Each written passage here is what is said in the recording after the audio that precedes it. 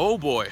Oh boy. I left the final one for the best one because this I'm going to run out for the longest. So, my name is Edison Roy. Hello, sir. Welcome back to my final book review, and that is going to be The Last Call. And so I thought The Last Call was going to be another movie by, Halle Berry. She had the call, and now she has 911. The Last Call was going to be a third sequel, but it doesn't seem like that. It's going to be predicted, but never mind. So, The Last Call is an end to the Prohibition, or the start of the Prohibition era, in which we ban alcohol in its own natural state of law, and we kick it out. It's gone. It goes that way. It's gone forever. And so we decide it's over. It's gonna bring happiness. It's gonna bring joyfulness to all of us. But no, it doesn't. It only brings it to some people. Other people are just like, wow, you ban alcohol. Now I'm rioting. I'm gonna kick people, and I'm gonna hurt people now because like you took my beer. You took my beer. You can't take my beer. But at the same time, it's like we can't. It's just, it's so weird how people react to this. Like, you're never going to have somebody agree on a topic because everybody's going to find a way to revolt. We can't be in an understanding because everybody has their own definition of an understanding.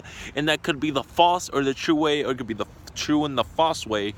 But it just seems like, why are we doing this to ourselves? Alcohol is bad. It's just... You can enjoy yourself with an alcohol at home, but don't be out on the road drinking alcohol and then you're tipping over.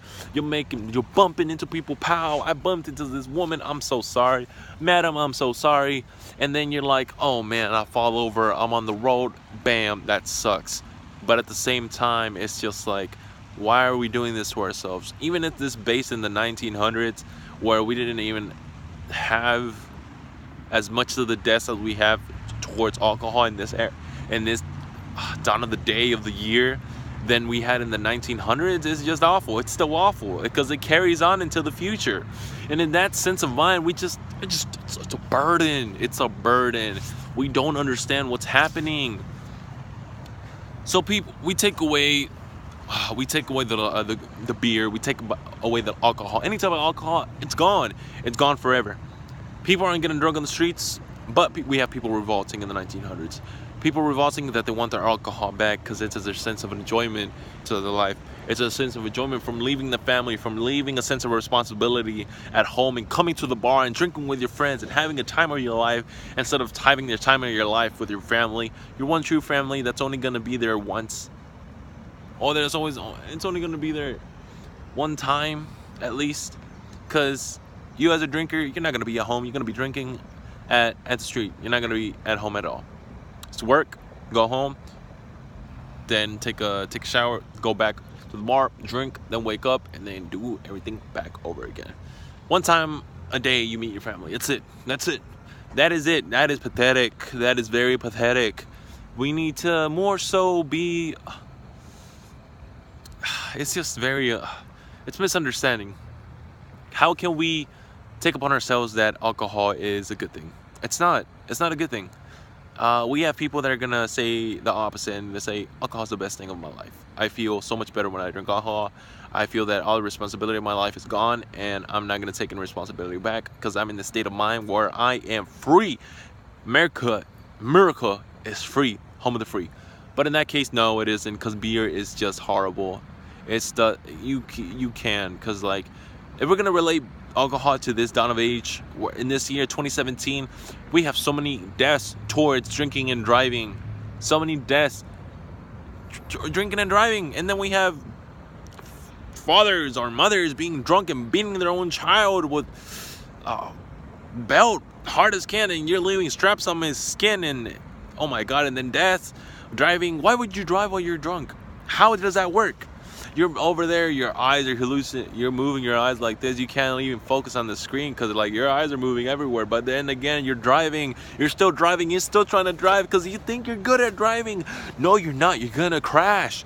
And even so, 50-50, you might die or you might not. You might be in the hospital, you might be in a coma, you might have a literally traumatic injury that's never gonna recover in your whole life. You might lose a leg, you might lose an arm, but who cares? Because they don't care. It only cares once it happens afterwards. Then they're gonna think like, oh, I shouldn't have done this, cause it's relatable. It's not. You're not supposed to do this. You're not supposed to drink and drive, cause it's just irresponsible. Think of your family. Think about afterwards. Let's say you drink and drive. Let's say you die.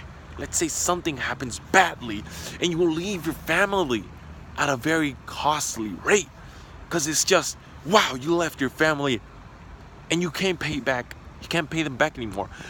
They lost the one person they could trust on for the one source of income, maybe one of their two sources of income, because a female could also be working. But it's just like two minds are better than one. Okay, two minds are better than one, and we need the other person to be more so together.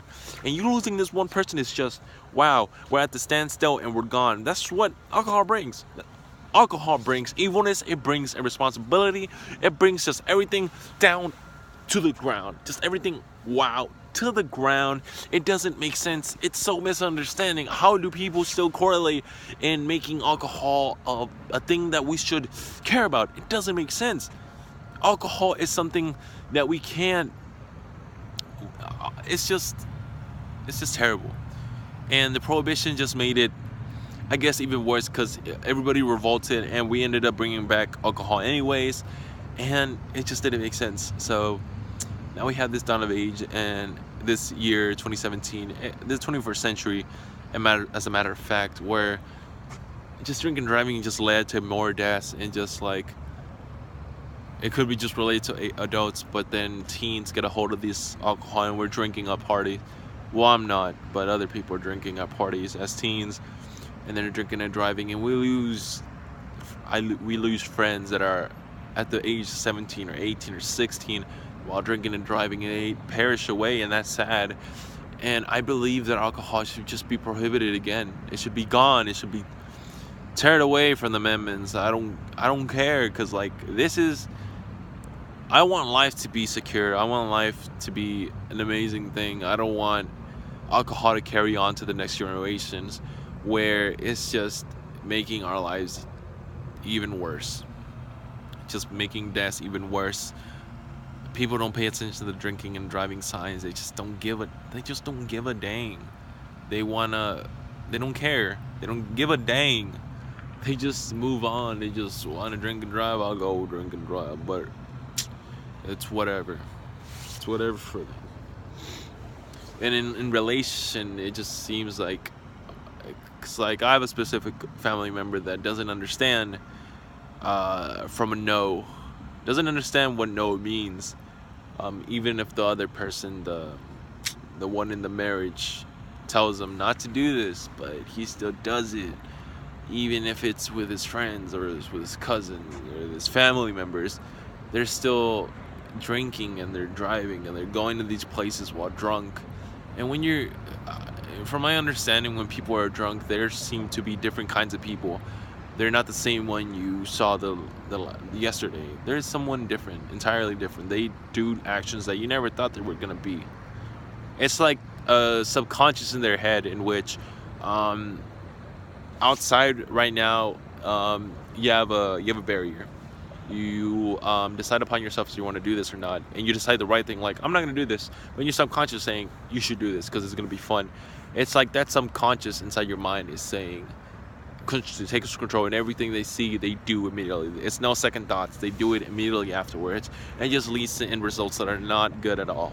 And it just seems like it just keeps on going and going, and people just don't learn, and they just don't care. It's just terrible. And I think prohibition should just like come back. It just disown alcohol in general. Just destroy it all. Just gone, disintegrate it. We have machines, right? They can do that, disintegrate alcohol, whatever, right? Because we're trying to make our life better. We're trying to make the world a safer place. And with that, and with depleting it, it might bring a better factor into ourselves, and it make a better life for ourselves. But yeah, this is Edison Roy. I made another book review for the Lost Call book review, and it seemed like an interesting book. Again, I didn't read this book. I read summaries, I read notes, I asked people about it, and I gave a little summary in the beginning for all of my other stories. And with this one, it seemed like it was a good one as well. So the last call, really loved it. Thank you, sir, for another. Thank you for a good semester, and I hope you have a good one.